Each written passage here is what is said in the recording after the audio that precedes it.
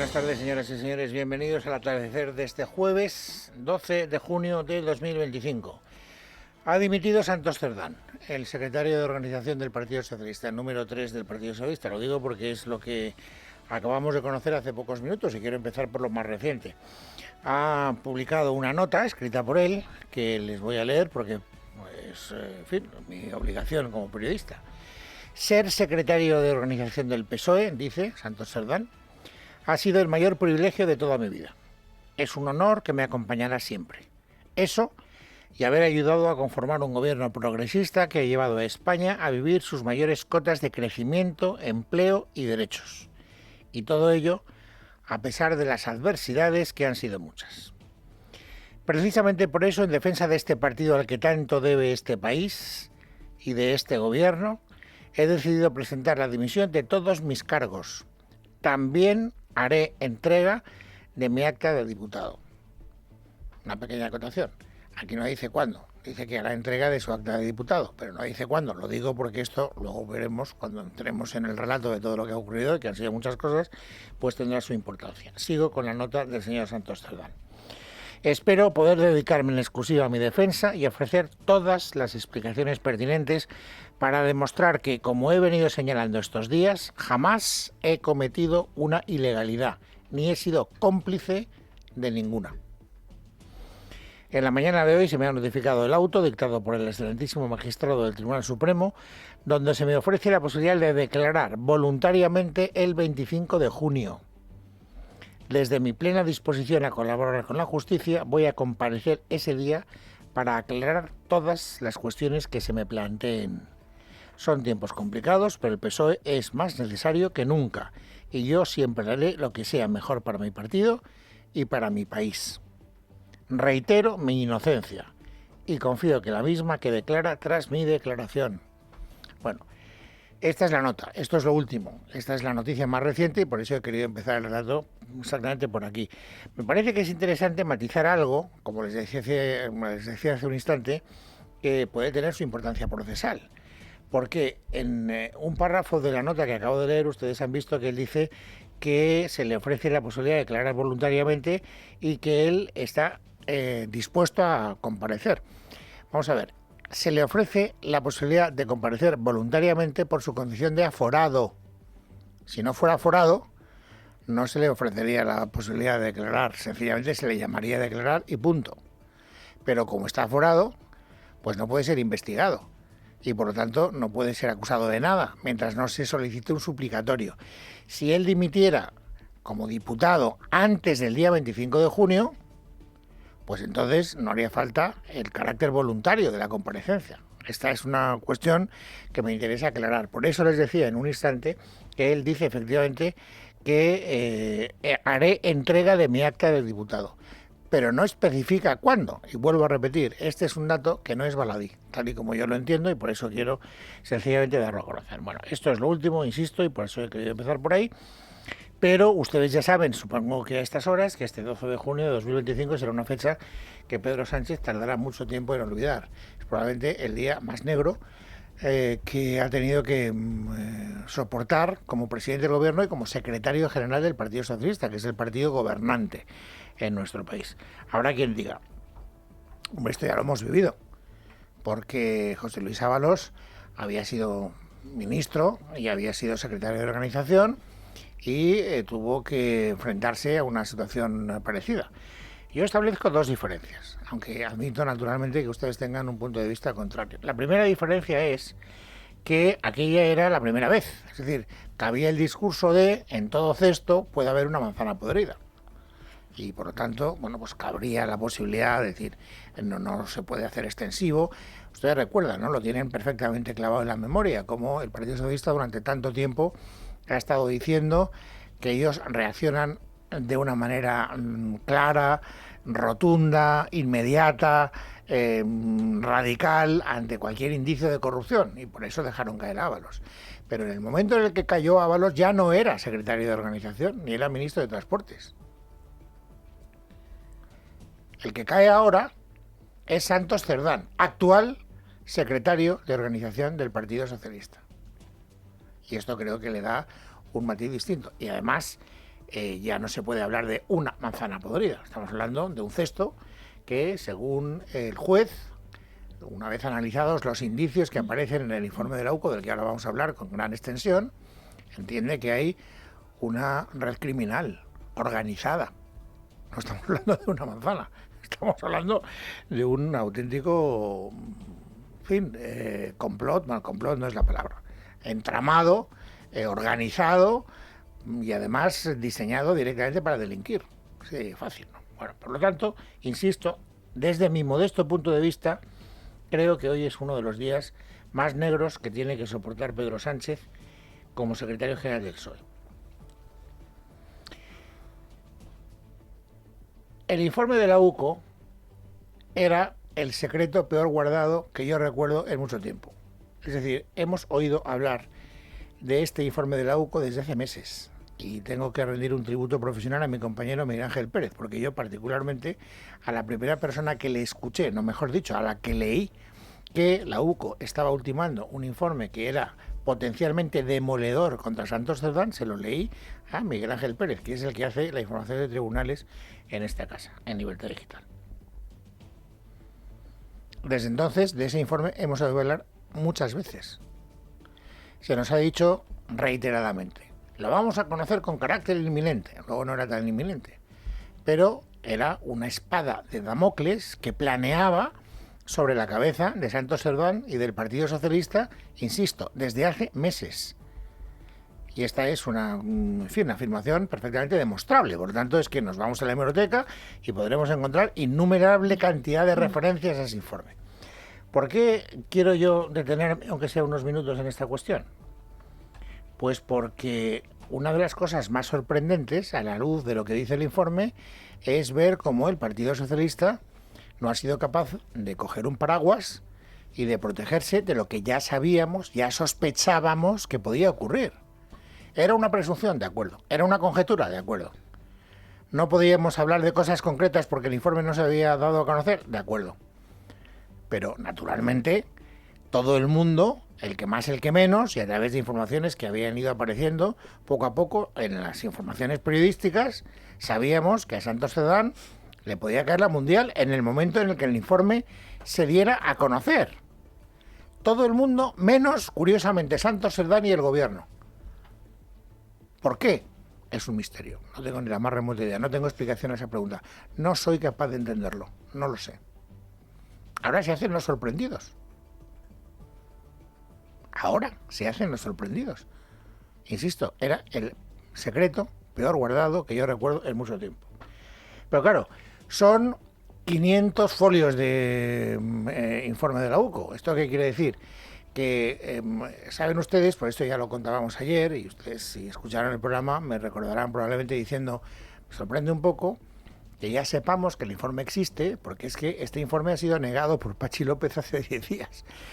Yo sé que a Juan Pablo Porboines le divierte mucho ir a la hemeroteca y sacar testimonios de las cosas que han ido diciendo los actores de la vida política. Naturalmente son sonrojantes y podríamos buscar, de hecho yo sé que Juan Pablo ha querido que escucháramos al señor López diciendo, ¿de qué ven ustedes? Nunca ha existido ese informe y ahora ¿quién le devuelve la fama a mi compañero que ha sido maltratado de una manera tan vil, tan miserable? Son ustedes unos fachos feros terribles. Bueno, todo eso. 500 folios. 500 folios de informe de la UCO. Esto, ¿por qué lo digo? Pues porque no lo conocemos entero. O sea, que están todos mis compañeros de este medio de comunicación y de todos los medios de comunicación del país, pues como viejos beduinos inclinados sobre el documento, subrayándolo y sacando todos los datos que pueden sacar. O sea, que ahora son las 4:10 y les puedo contar algunas de las cosas que se dicen en esos 500 folios, pero seguro que vamos a seguir sabiendo más cosas conforme pasen las horas. Bueno, ¿qué es lo gordo? Es decir, lo más gordo. Yo ahora me he propuesto... Primero, lo digo porque me mira con cara de asombro Noelia Bautista, que luego nos tiene que resumir las noticias. Y dice, bueno, ¿qué de lo mío, Herrero? Porque como vayas a este ritmo, y digo, pues no tengo ni idea, ¿no? O sea, es decir, no sé cuándo entrarán los... Pero es que me he propuesto contarlo bien, o sea, y sin prisa. Y esa es una norma que yo tengo en mi vida, es decir, vísteme despacio que tengo prisa, decía mi abuela, y yo creo que eso es lo mejor que podemos hacer en la radio. Me gustaría que ustedes se enteraran bien. y ustedes terminaran de escuchar este programa y bueno, pues mire usted, ya me he enterado más o menos de lo que se puede uno enterar a estas horas, porque vuelvo a repetir, son 500 folios y se siguen espigando esos 500 folios. Pero bueno, ¿qué es lo más llamativo? Lo que todos los medios de comunicación están privilegiando como la acusación mayor, como el indicio mayor que consta en esos 500 folios. Pues le he pedido a Lorena López Lobo que me ayude a contarlo. Lo más gordo, Lorena, ¿qué sería? Pues el informe, Luis, de 490 páginas exactamente que la Unidad Central Operativa de la Guardia Civil ha aportado al juez del Supremo describe el modus operandi de una presunta organización criminal integrada por el actual secretario de Organización del PSOE, Santos Cerdán, su predecesor en el cargo y exministro de Transportes, José Luis Ábalos, y el exasesor de este, Koldo García.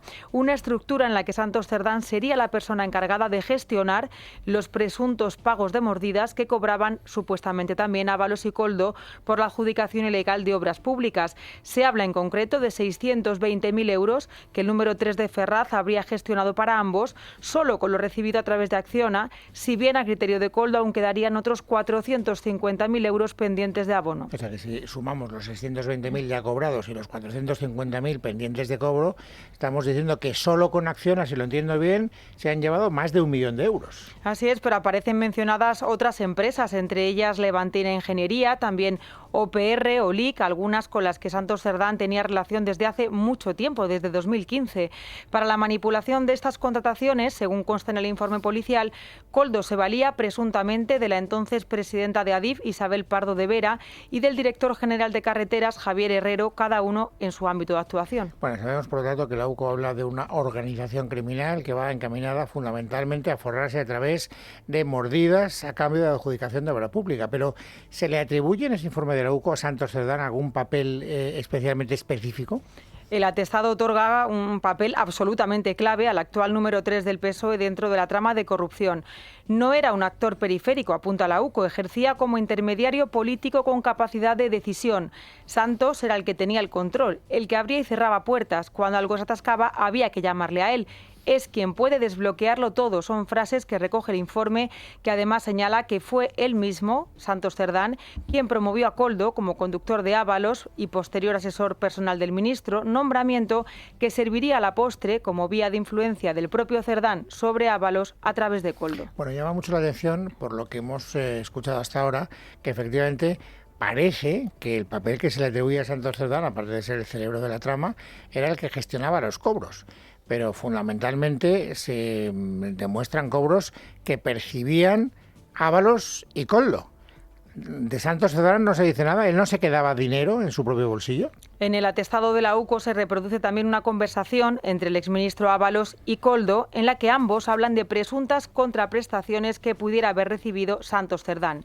En el audio, fechado el pasado 23 de noviembre, Koldo afirma lo siguiente: Santos se ha quedado con dinero, lo ha hecho delante de mí y te puedo contar 1000 cosas, ganar billetes de 500 que le daba el de Guipúzcoa por el empresario Anchón Alonso y 1000 cosas más. Bueno, no me quiero extender más porque aquí a partir de ahora todos los detalles serían un poco entrar en bucle. Esto es lo más gordo, es decir, esto es lo fundamental.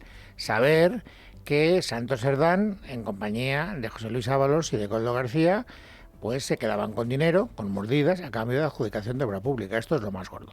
Pero les decía, son 500 folios. Y en esos 500 folios se cuentan muchas más cosas. Y hay algunos titulares que me llaman mucho la atención, aparte del cobro de las mordidas. Le he pedido a Esternito que me ayude también a hacer más extensivo el relato. Yo voy a leer algunas de las noticias que me han llamado la atención y Esther va a tener la deferencia de ampliar qué hay detrás de esas noticias, de esos pequeños titulares. El primero: Cerdán ordenó a Koldo amañar votos en las primarias del PSOE que ganó Pedro Sánchez. Un mensaje recogido en el informe de la UCO refleja que Santos Cerdán ordenó a Koldo García amañar las primarias de 2014 en las que Pedro Sánchez se impuso a Eduardo Madina y José Antonio Pérez Tapias. Le dice Cerdán a Koldo: cuando termine apuntas como que han votado esos dos que te faltan y sin que te vea nadie metes las dos papeletas. Así se lo ordenó Cerdán a Koldo por WhatsApp el 13 de julio de 2014 y tras unos minutos el exasesor del exministro le contestó: ya está. Bueno, es curioso porque me comentaba Nacho Crespo mientras venía al estudio, ahora el que tendría una gran entrevista sería Madina. Y es verdad, porque Madina es el que perdió las primarias, pero ya se ve que con juego sucio. Es decir, ahora tenemos motivos para sospechar que Pedro Sánchez es un presidente ilegítimo del Partido Socialista. No estoy hablando de las elecciones, estoy hablando de la elección como secretario general del PSOE. Llegó con trampa, dice la UCO, no lo digo yo. Es uno de los titulares que me han llamado la atención. Pero hay más que me gustaría que también fuéramos capaces de entender. Segundo titular que me ha llamado la atención. Koldo gestionó un piso para Cerdán en Madrid que pagaría la constructora navarra. La UCO ha documentado que Koldo García el 4 de septiembre de 2017 ayudó a gestionar la búsqueda de un piso en Madrid para Santo Cerdán. Koldo remitió a Cerdán un enlace de Idealista con una oferta de alquiler en la calle Fernández de los Ríos en Chamberí.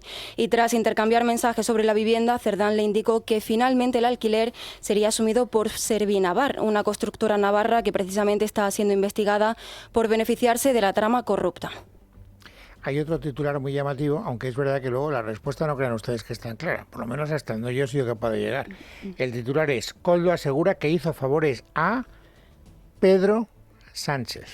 En una conversación registrada por la UCO en diciembre de 2023, Koldo García afirma haber hecho favores incluso a Pedro Sánchez a través del exministro José Luis Ábalos hasta poco antes de que éste abandonara el gobierno. No explica Luis a qué tipo de favores se refiere, pero en esa grabación dice Koldo textualmente: yo estoy escondido en una puta esquina, yo hice absolutamente todo lo que me han pedido, incluso a él, se refiere a Pedro Sánchez, porque él me pidió unas cosas a través de Ábalos, ¿vale? Las hice y he desaparecido. Yo nunca he dado un problema, le dice Koldo a Cerdán. Bueno, me imagino que de eso también tendremos detalles añadidos conforme vayamos progresando en la lectura de los 500 folios.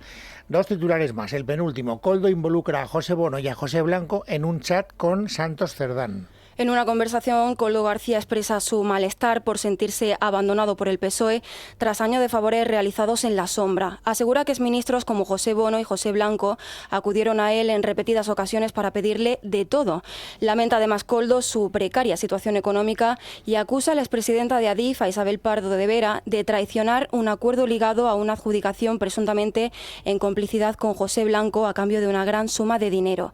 Las grabaciones, de hecho, muestran un tono cada vez más amargo por parte de Koldo, que se expresa como una figura sacrificada dentro del engranaje político socialista. Y la última, para no hacer esto interminable, que también me parece que tiene mucho morbo, por lo menos en el planteamiento del titular. Koldo desveló a Cerdán que la UCO estaba investigando a Salvador Illa por corrupción.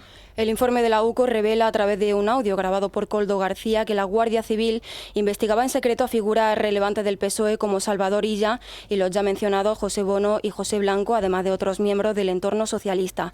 Me estaban investigando a mí, también estaban investigando a Salvador Illa, a Luis Palomino, al secretario de Salvador, a José, el hijo de José, enumera Koldo. Y en la grabación además Koldo advierte a Cerdán que sabía de su posible imputación y lanza amenazas veladas contra los agentes que lo vigilaban. Que no me estén siguiendo, coja la escopeta de caza o coja el subfusil que tengo de asalto, dice. Durante toda la conversación, Santos Cerdán guarda silencio, apenas interviene con frases como ya, vale o puede ser, sin negar lo que Koldo le está exponiendo. Un silencio, por cierto, que la UCO interpreta como indicio de conocimiento y consentimiento de la trama.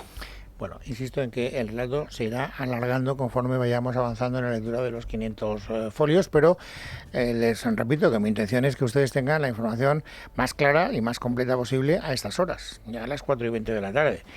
Hay que decir que son muy contundentes las pruebas que aparentemente los indicios, por decirlo con más propiedad, aparecen reflejados en ese informe de la UCO, porque hay grabaciones. Se escuchan a las personas hablar entre ellos, a veces Koldo y Ábalos, a veces los tres. Y luego hay también mensajes y transcripción de correos electrónicos. ¿Por qué lo digo? Porque me sigue sorprendiendo mucho que Santos Cerdán, en la nota que les he leído hace unos minutos, siga reiterando su inocencia y confiando en que todo quede aclarado después de que preste declaración ante su señoría. No lo sé, yo no quiero prejuzgar nada. Lo único que digo es que parece apabullante, muy contundente, todas las pruebas que aparecen reflejadas en ese informe. Hay que decir, y ahora ya paso al relato de todo lo que se ha dicho a propósito de esta cuestión en las últimas horas, que Santos Cerdán ha mantenido siempre su inocencia. La mantiene ahora, una vez que ha dimitido en la nota que les he leído, pero es que también esta mañana había pleno en el Congreso. Y entonces, pues naturalmente los diputados iban llegando conforme iban pudiendo. Y Santos Cerdán es diputado, porque aunque dice que va a dejar el acta, todavía no lo ha dejado. Ha llegado al hemiciclo y naturalmente los periodistas, en cuanto lo han visto, se van abalanzados sobre él. Antes de que supiéramos nada del informe, porque en ese momento todavía no se había filtrado el informe, Santos Cerdán seguía diciendo que él era absolutamente inocente. Completamente seguro. Insisto, sacamos una nota anoche. Cuando conozcamos el informe daré todas las explicaciones que tenga que dar y convocaré a todos los medios a una rueda de prensa en Ferraz y lo explicaré. Mientras tanto, no sé qué explicaciones puedo dar porque no conocemos más. Creo que lo he dejado claro, no recuerdo ningún tipo de conversación de ese tipo, yo no he participado en ninguna conversación de ese tipo y esta tarde o mañana, cuando hagamos el informe, convocaré una rueda de prensa y están todos invitados a esa rueda de prensa. Bueno, es interesante que conozcamos este sonido, entre otras cosas porque en la nota de prensa que les he leído no se dice nada de la rueda de prensa. Como ha dimitido, igual ya no quiere dar la rueda de prensa. No lo sé. Él quería dar una rueda de prensa, pero ahora a lo mejor nos hemos quedado sin rueda de prensa. No tengo ni idea. Bueno, entonces, ¿qué ha pasado después? Quiero hacer un relato pormenorizado. Pues que ha llegado y después de hablar con los periodistas en estos términos en el pasillo, ha entrado en el hemiciclo para sentarse en el escaño. ¿Y qué ha pasado cuando ha entrado Santos Cerdán en el hemiciclo? Escuchen. Señores y señoras diputadas, basta de patalear.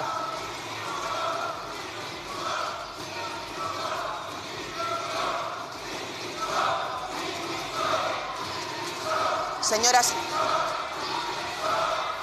y señores diputados del Grupo Popular, señores y señoras diputadas del Grupo Popular, no pueden... Esto es absolutamente intolerable. Les pido respeto a la Cámara. Si siguen así, vamos a suspender el pleno.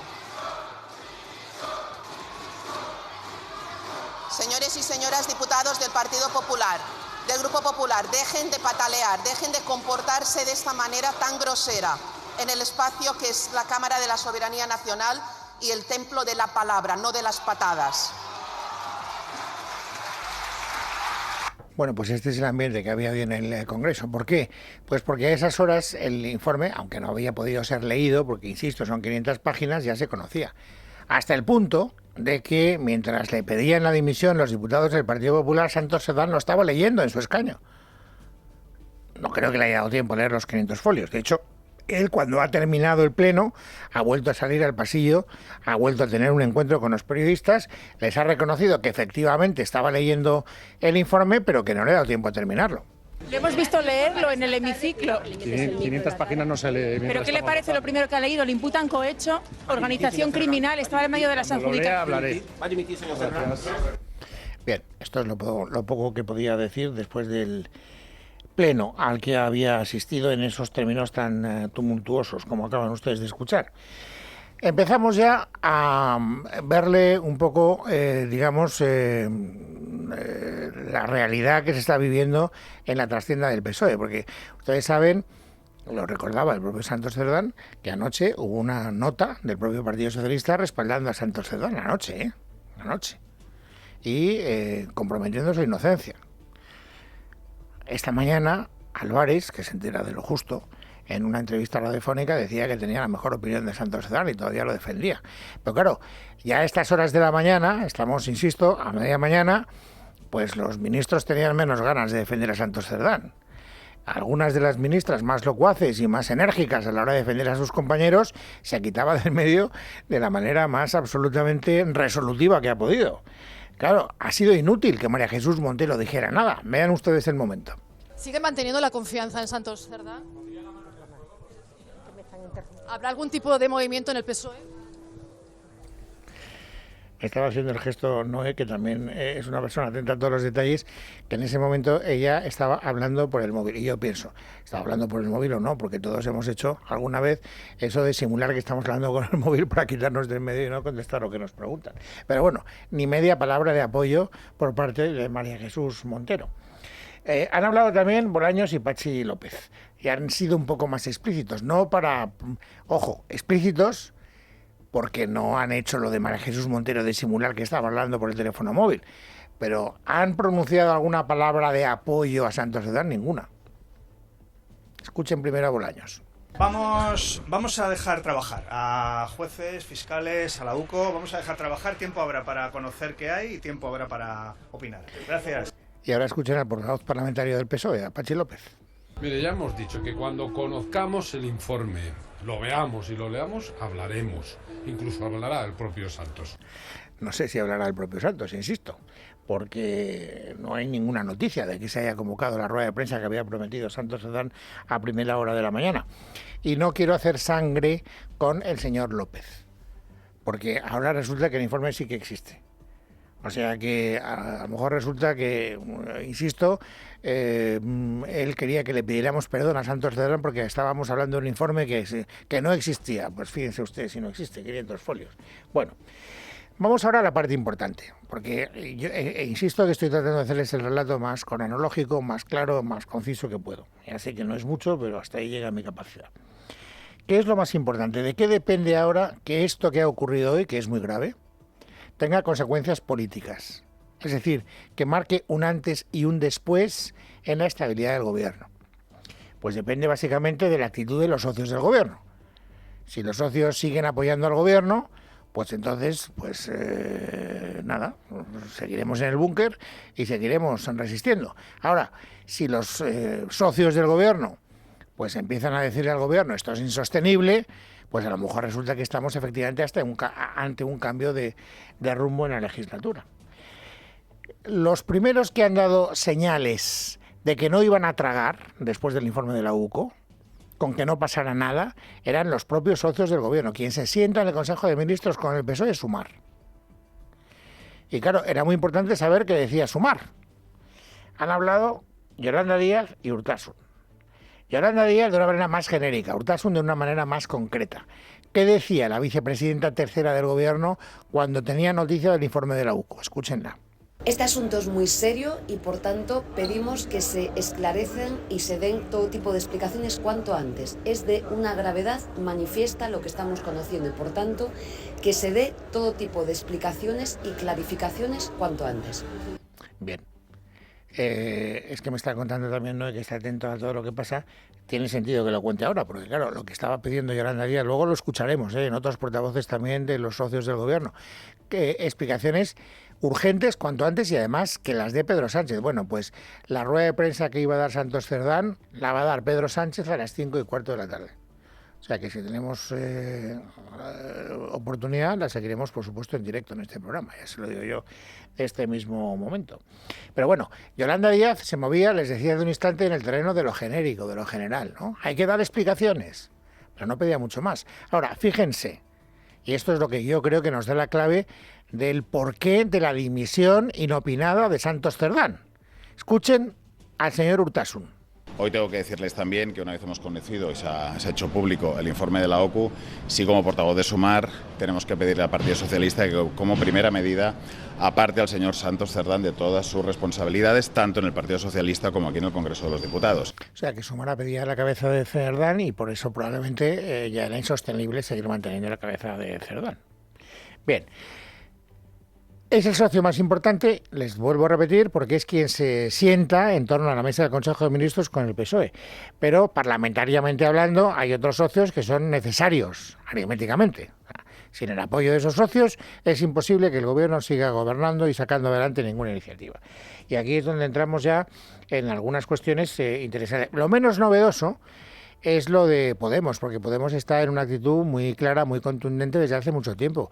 Pero la primera vez que yo he escuchado a un miembro del llamado bloque progresista hablar de cambio de rumbo de la legislatura ha sido hoy, y se lo he escuchado a Ione Belarra. Si se confirman las informaciones de un caso que ya trasciende una manzana podrida, no estaríamos hablando del caso Ábalos, sino del caso Partido Socialista, eso es algo enormemente grave que desde luego cambiaría el rumbo de la legislatura. Cambiaría el rumbo de la legislatura, quiere decir que acabaría con la legislatura, digo, para traducirlo a un lenguaje que todos podamos entender. Y luego, vuelvo a repetir, lo de Podemos, de todas maneras, tiene menos interés informativo que le puedan decir otros socios más proactivos del gobierno. porque Podemos está en la oposición a este gobierno. Es verdad que luego en el momento de la verdad pues hace lo posible para que no caiga el gobierno, pero bueno, está en una actitud mucho más hostil que, por ejemplo, Esquerra Republicana de Cataluña. Me interesaba mucho saber lo que decía Rufián, y es una de las reflexiones que más me han interesado porque creo que está cargada de claves, por eso llamo su atención. Le preguntaban a Rufián si van a seguir apoyando al gobierno, y entonces... Escuchen a Rufián. Si no queda claro, luego lo hacemos la exégesis, pero creo que queda bastante claro. Que lo que hará que algún día, no solamente Esquerra Republicana, sino partidos que estamos en esto, ¿no?, en esta especie de conglomerado, tengamos que escoger algún día entre la decencia o la ideología, son indicios claros. O sea, vamos, que se demuestre que esta gente ha robado. O sea que si se demuestra que esta gente ha robado, o sea que si se demuestra que lo que dice la UCO es verdad, que no nos hagan elegir entre ideología y decencia, porque elegiremos decencia. Y por lo tanto no podrán invocar esto de la afinidad ideológica, por lo tanto se acabará el apoyo de Rufián. Y eso quiere decir que se acabará también el apoyo de Podemos y probablemente de Bildu, porque ya saben ustedes que Esquerra y Bildu pues van de la mano. Ha dicho otra cosa Rufián que me parece que también explica bastante bien lo que acabamos de conocer. Lo que acabamos de conocer es que Pedro Sánchez va a comparecer en rueda de prensa. La nota dice rueda de prensa. También me lo ha hecho notar hace un instante. Dice, oye, que no es una comparecencia al estilo Sánchez tradicional. Sánchez generalmente se aparece, dice lo que le da la gana, se va y adiós, muy buenas. No, si es rueda de prensa, es rueda de prensa. Quiero decir que tendrá que haber preguntas de los periodistas y me imagino que las querrá contestar, por lo menos algunas. Las que él seleccione, que es lo que suele hacer, no tengo ni idea. Bien, lo veremos.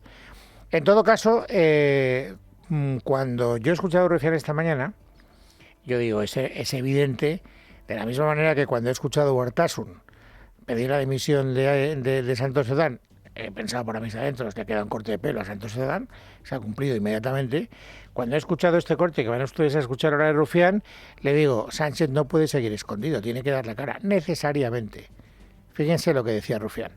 Sería bueno un pleno monográfico para hablar de lo que está pasando, que el presidente en persona diera explicaciones, y no porque nosotros le demos credibilidad o no a este serial que se está filtrando día a día, sino porque es que escondiéndose no van a solucionar absolutamente nada. Siempre ha sido un mal negocio esconderse cuando pasan estas cosas.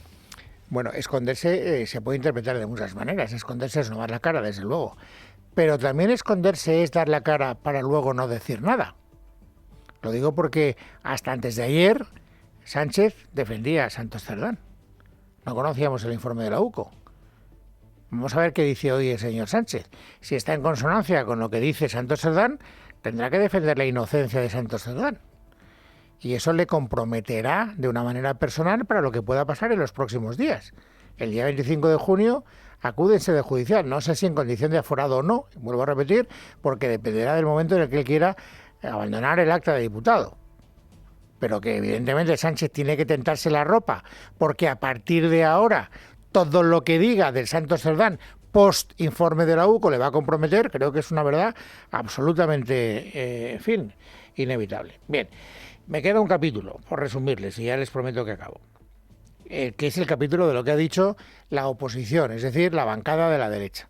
Hoy Feijóo ha querido tener un encuentro con los periodistas, naturalmente, no muy largo, pero sí muy contundente. Yo he entresacado 5 testimonios y espero no enrollarme mucho a la hora de darles paso. No es difícil, ¿eh? Primero, que la primera idea que ha querido vender el señor Feijóo es que está avergonzado. Me he dedicado a la política la mayor parte de mi vida y estoy absolutamente avergonzado. Esto no es la política.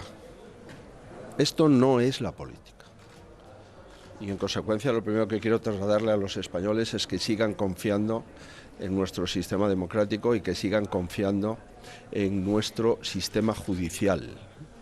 Sin el sistema judicial, sin la independencia del Poder Judicial, en este momento en España no habría democracia. Bueno, la segunda idea del señor Feijóo.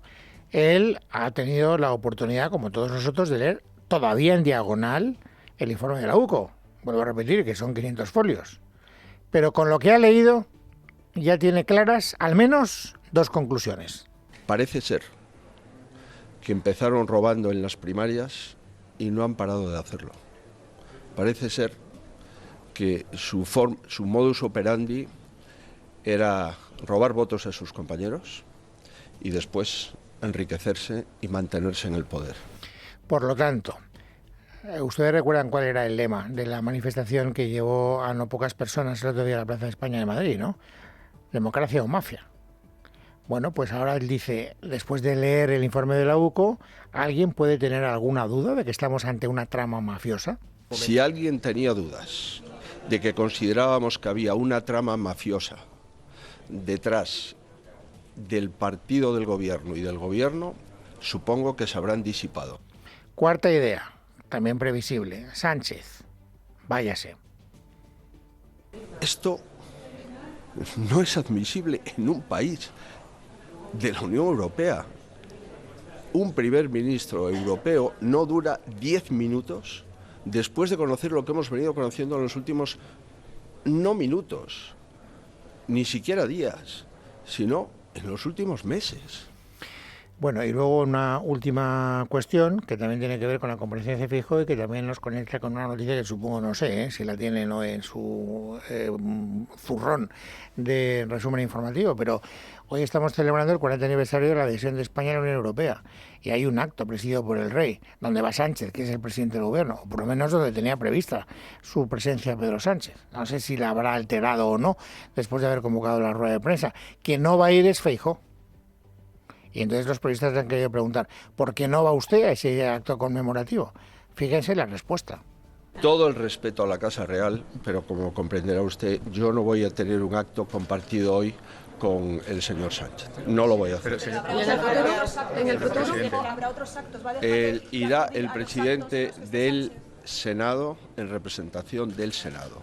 Yo no tengo actos institucionales con el señor Sánchez. Bueno, y tengo que decir que no solo es el Partido Popular el que ha reaccionado con contundencia después de conocer el informe de la UCO, también el otro partido de la bancada de la derecha, es decir, Vox, ha querido manifestarse de una manera clara. Ha hablado a Abascal para decir que esto es una ciénaga maloliente y que además lo que deberían hacer los grupos parlamentarios es ponerse de acuerdo más allá de la ideología para presentar una moción de censura, y la portavoz parlamentaria de Vox, Pepa Millán, ha hecho una reflexión que me parece que es bastante pertinente.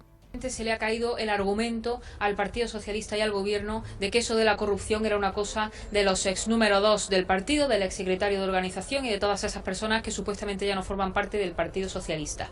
Hoy la corrupción afecta al seno del Gobierno, afecta al seno del Partido Socialista e implica nada más y nada menos que al número 2 de Sánchez, al entorno más íntimo del presidente del Gobierno, al hombre que fue mandado por el Gobierno para negociar la amnistía con Puigdemont. Bueno, pues hoy es jueves, es 12 de junio de 2025 y ahora sí, con retraso, lo siento Noé, ha llegado el momento de completar el paisaje informativo sobre esa gente del día. Buenas tardes. Buenas tardes, Luis. Era lo importante contarlo y que la audiencia sepa lo que está ocurriendo. Última hora para que, por lo que preguntabas, Luis, pues decirle a nuestros oyentes que Vox también ha cancelado su asistencia a ese acto del 40 aniversario que se iba a celebrar en el Palacio Real, presidido por el rey Felipe VI. Vamos a comenzar también con lo que ha pasado dentro del Congreso, más allá de ese ambiente al que hacías alusión tú, porque dentro del Congreso hoy era importante el pleno que se debatía, que se llevaba al pleno esa ley Bolaños, como la conocemos ya, esa reforma del acceso a las carreras tanto judicial como de fiscales. Tienen que saber todos ustedes que se ha llevado a cabo el debate de las enmiendas de totalidad, tanto del Partido Popular como Vox, y los socios del Gobierno han ayudado al ministro Félix Bolaños a tumbar estas enmiendas. El ministro ha insistido en la tribuna en defender esta norma, asegura que persigue modernizar y democratizar el acceso a estas carreras judiciales. Este proyecto de ley, les decía, es un paso más en esta línea de llevar a cabo la mayor transformación de la justicia en décadas. Pero es que la oposición de acceso a la carrera fiscal y judicial es de 1869. Obviamente, hoy la sociedad no es la del siglo XIX. El dilema que hoy tiene la justicia, que hoy enfrenta la justicia, es un dilema bien sencillo. ¿Reformas o inmovilismo? Pleno que los separatistas de Junts han utilizado para atacar al Poder Judicial, pidiendo incluso al ministro Bolaños, y nadie les ha reprimido, que reconozca la existencia de lawfare contra ellos. La realidad es que una vez más ustedes han eludido cualquier reflexión estructural sobre los déficits democráticos y de garantías que arrastra el sistema judicial español desde la época franquista. Mucha retórica tecnocrática y modernizadora, hablar mucho de transparencia, pero la verdad es que su propuesta es lo que a ustedes les interesa. En Junts critican, pero sí que han apoyado y han ayudado a que se hayan tumbado esas enmiendas. Al margen de los socios, desde el Partido Popular han acusado al Gobierno de querer crear una justicia dócil con una reforma que mutará, decían, democracia plena a una democracia fallida, mientras desde Vox sostienen que lo que busca el ministro Bolaños es convertir el Poder Judicial en un apéndice del PSOE. Cayetana Álvarez de Toledo del PP, Pepa Millán de Vox. La reforma que hoy traen aquí para la carrera judicial y fiscal no es más que la plasmación por escrito de años llamando a los jueces fachas con toga. Es la reacción del Gobierno al considerar el Poder Judicial como un apéndice del PSOE que necesitan controlar. Castiga a quienes acceden a la carrera por la vía más exigente, la oposición libre, y premia a quienes lo hagan por puertas laterales. Elimina pruebas objetivas y las sustituye por otras más blanditas. Así no se eligen jueces, señorías, se seleccionan afines. En lo económico, atender también a las palabras del líder de la patronal, Antonio Garamendi, que ha criticado la deriva de Yolanda Díaz para tratar de recortar la jornada laboral a toda costa. Insiste el líder de la patronal en que la medida va a dañar y mucho a la pequeña y mediana empresa, a la que pide que no se deje a un lado. Hay 4.500 mesas abiertas, nadie está diciendo que se baje o no se baje la jornada, se dice que se haga por sectores, en cada mesa, etcétera, etcétera, que es como se ha venido haciendo. Incluso prácticamente el 25% de los convenios ya tienen menos de 37 horas y media. Negociación al que se ha referido también el secretario general de Junts, que es quien precisamente no da su brazo a torcer y no otorga su voto a Yolanda Díaz para sacar ese recorte de la jornada laboral adelante. Sostiene Jordi Turull que, aunque siguen negociando, la propuesta actual no cuenta con el beneplácito ni de las pymes ni de otros sectores económicos de Cataluña. Porque tú si preguntas al Ministerio cómo abordarán las consecuencias de ese incremento de costes por parte de la pequeña, mediana y microempresa, no hay respuesta. Y la respuesta a veces se encuentra en que habrá empresas que tendrán que cerrar, que tendrán que trasladar el sobrecoste a los consumidores. Por tanto, inflación. Si no hay respuestas de esto, nosotros no podemos apoyarlo. Nosaltres no hi podem donar suport. Y cerramos los titulares que nos deja la economía con un último análisis económico de BBVA Research, que ha rebajado las previsiones de crecimiento para España. Estima el servicio de estudios de la entidad que este año creceremos un 2,5% y no un 2,8% como había calculado, mientras en 2026 creceremos un 1,7% y no un 1,8% como habían previsto. Aún así, sí que dice la entidad que apuesta por la recuperación de nuestra economía gracias a factores como la caída en los precios del petróleo y del gas, el tono más expansivo, dicen, de la política económica en Europa o una mayor capacidad de crecimiento del sector servicios. Tenemos información también del resto del mundo porque estamos muy pendientes de la India, desde donde nos llegan a cuentagotas las informaciones sobre ese accidente aéreo que ha ocurrido esta mañana en la ciudad de Ahmedabad, donde un avión se ha estrellado después de despegar con destino a Londres. Había 242 personas a bordo, muchas de ellas han resultado heridas, han sido trasladadas a los hospitales, pero lo peor es que se espera que esa cifra de muertos se eleve. Luis, de momento no conocemos el dato, pero el avión ha caído en una zona residencial, con lo cual las víctimas pueden ser mucho más de los pasajeros que iban a bordo de la nave. Y tenemos información de servicio para terminar. Hace una hora hemos conocido que había una incidencia en la estación de Madrid-Chamartín, donde se había caído la tensión de la estación, con lo cual se habían cerrado, estaban sin tráfico todos los ferrocarriles que tenían salida o destino a esa estación. En estos momentos en Twitter está publicando Adif que debido a la salida de un eje de la locomotora de un tren que efectuaba su entrada en la estación se ha producido esa falta de suministro eléctrico y el personal de Adif está trabajando todavía hasta ahora para solucionar esta incidencia lo antes posible, pero ya hay novedades. Se ha recuperado por lo menos la circulación con el norte, con Galicia, con Asturias, con Castilla y León y también con Cantabria. No hay tráfico entre Madrid, Valencia, Alicante y Murcia, por lo cual Adif en estos momentos, Luis, está recomendando a los viajeros que vayan con estos destinos o que vinieran desde allí a que no se desplacen incluso si están aquí en la capital en las próximas 2 horas, porque hace un momento veíamos también las imágenes de Chamartín y era un auténtico hervidero de personas que, claro, no podían viajar, unidas a las obras que hay en esta estación, con lo cual el caos está servido de nuevo. Me viene a la cabeza lo que pasaba ayer en Extremadura. No hay día en el que no tengamos un sobresalto. Sabrán nuestros oyentes que el lunes celebraban los extremeños la llegada del primer AVE, del primer Alvia a la ciudad de Plasencia. 2 días después se han quedado sin servicio. En fin, esto es lo que hay. Gracias, Noelia.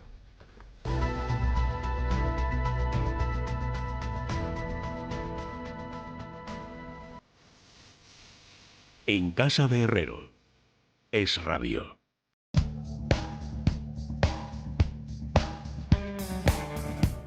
En Es Radio, en casa de Herrero, con Luis Herrero.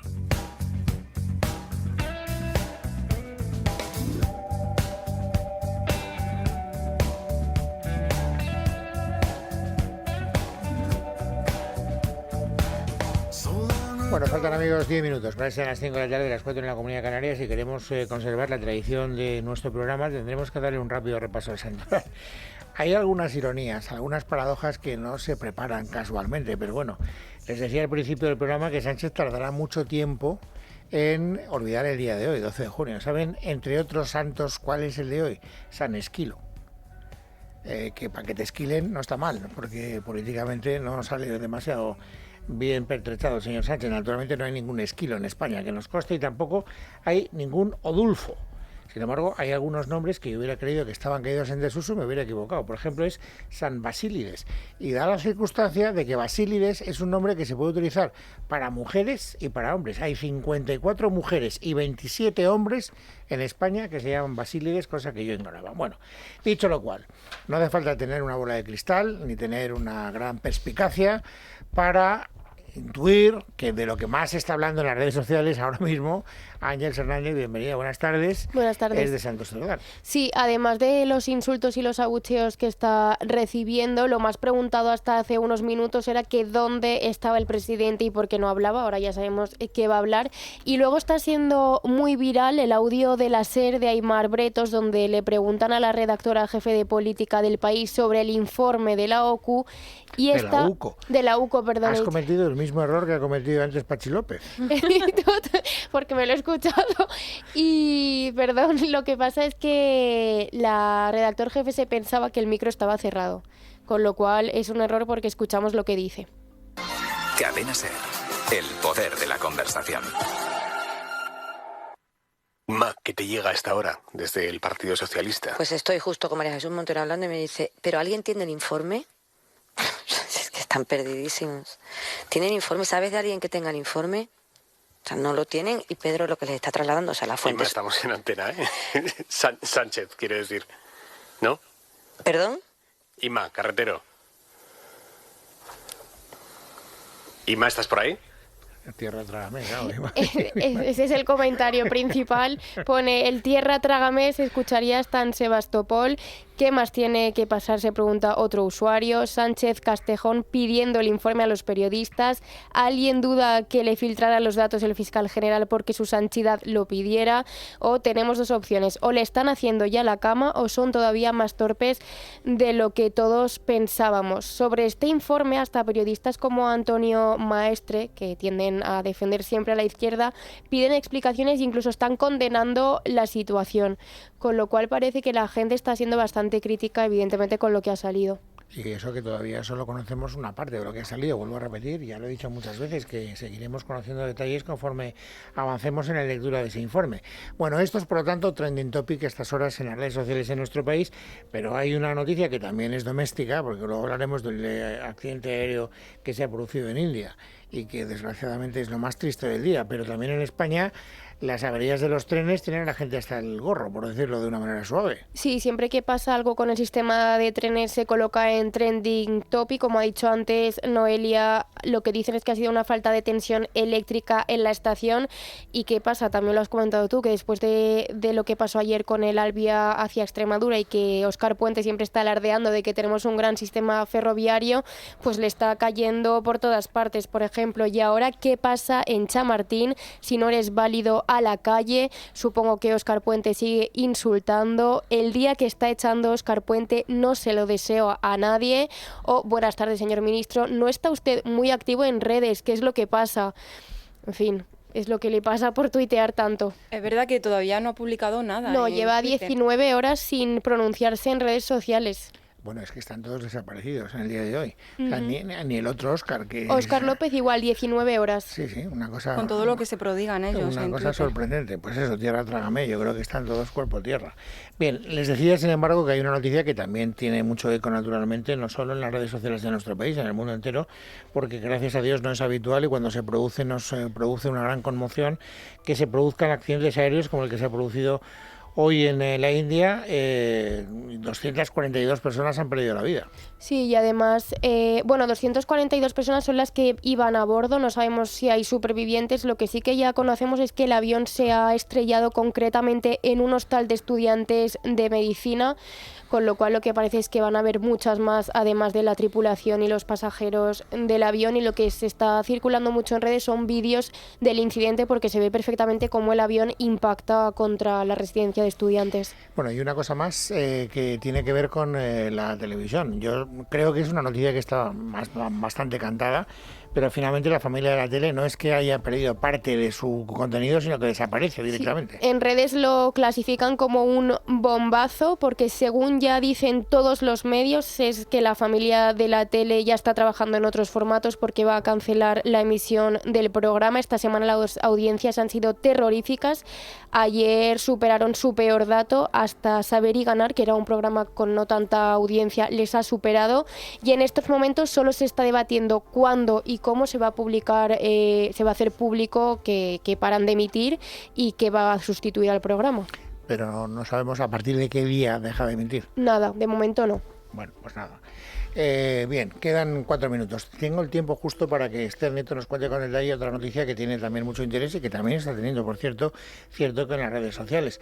Saben que después de 5 años de negociaciones, España, el Reino Unido, Gibraltar y la Unión Europea han anunciado, lo hicieron ayer, un acuerdo histórico que redefine la relación del Peñón con Europa después del Brexit. Este pacto, que está aún pendiente de ratificación formal, elimina la verja, la histórica verja física entre Gibraltar y la línea de la Concepción, y transforma, por lo tanto, la manera en que se gestionará el paso de personas y mercancías entre los dos territorios. Es un pacto que, según apunta el ministro de Asuntos Exteriores, el señor Álvarez, busca garantizar la prosperidad y la convivencia en la región. Así que vamos a conocer cómo afecta, que es lo que más nos importa, a los 10.000 españoles que trabajan en el Peñón este acuerdo. Esther Nieto. Este nuevo marco de relación se basa en el entendimiento firmado en diciembre de 2020 y plantea un modelo de fronteras sin controles físicos diarios, lo que permitirá una circulación más fluida de los miles de trabajadores transfronterizos que cruzan a diario desde Andalucía a Gibraltar. Sin embargo, los controles migratorios y aduaneros no desaparecen, sino que se trasladan al puerto y aeropuerto de Gibraltar. Allí, autoridades británicas, gibraltareñas y españolas cooperarán bajo un modelo de control dual similar al que existe en el Eurostar entre Londres y París. España será responsable de los controles Schengen para la Unión Europea, mientras que Gibraltar mantendrá su propio control migratorio, preservando su autonomía. Un acuerdo, por cierto, que el ministro de Asuntos Exteriores, José Manuel Álvarez, ha vuelto a celebrar así esta mañana en Onda Cero. Desde ayer la verja es ya pasado y avanzamos hacia una estructuración de un nuevo modelo de convivencia. La desaparición de la verja, que es lo visual, implica muchas más cosas. Implica que gracias a este primer acuerdo global, integral, en más de 300 años, desde 1713, Gibraltar y el campo de Gibraltar, que tanto tiempo han vivido de espaldas el uno al otro, cuando no confrontando, van hacia un futuro compartido, hacia una prosperidad compartida, como hemos dicho tantas veces. De facto, Gibraltar se integra en el espacio Schengen, lo que significa que los ciudadanos de la Unión Europea podrán entrar y salir sin mostrar documentación en la antigua verja. Sin embargo, los británicos sí necesitarán pasaporte, ya que Reino Unido no forma parte de Schengen, tal y como anunciaba Álvarez ayer desde Bruselas. Gibraltar estará conectado con el espacio Schengen, ejerciendo España el control de entradas y salidas. La libre circulación de mercancías queda también asegurada, evitando distorsiones, dado que habrá un proceso de convergencia fiscal que garantice una competencia justa para todos. Por otro lado, este cambio no solo tendrá efectos en la movilidad, también abre la puerta a una mayor integración económica en una de las zonas más castigadas del sur de España, el campo de Gibraltar, especialmente el municipio de la línea de la Concepción, que depende en gran parte del empleo y el comercio con Gibraltar, lo que ha generado una interdependencia económica que este acuerdo busca estabilizar y fortalecer. Se incluyen así medidas para igualar las condiciones en ayudas estatales, fiscalidad, empleo y lucha contra el blanqueo de capitales, buscando evitar evitar distorsiones económicas entre Gibraltar y el campo de Gibraltar. De hecho, se prevé avanzar hacia una unión aduanera entre Gibraltar y la Unión Europea con armonización fiscal y comercial, lo que podría transformar la economía local. No obstante, de momento el acuerdo no aborda la cuestión de la soberanía, que, como recordamos, sigue siendo el principal conflicto entre España y Reino Unido desde hace más de 3 siglos. Desde que en 1713 el Tratado de Utrecht lo cediera a Reino Unido, España ha reclamado muchas veces su devolución, pero sin éxito. En esta ocasión, el pacto alcanzado se centra exclusivamente en la movilidad y la cooperación económica, dejando intactas las posiciones de ambas partes sobre el estatus del Peñón. Bueno, les decía que también esta noticia está teniendo eco en las redes sociales. Sí, el caso es que unos dicen que les hemos regalado Gibraltar y otros que si no nos devuelven la soberanía, pues que prefieren que la verja no se abra, con lo cual hay bastante desconcierto. Por ejemplo, comentan: Gibraltar sigue sin ser español, el acuerdo de Gibraltar es una rendición, solo devolvernos la soberanía sería la victoria, o fuera piratas del Peñón. Bueno, opiniones para todos los gustos. Nos vamos, amigos, a las noticias de las 5.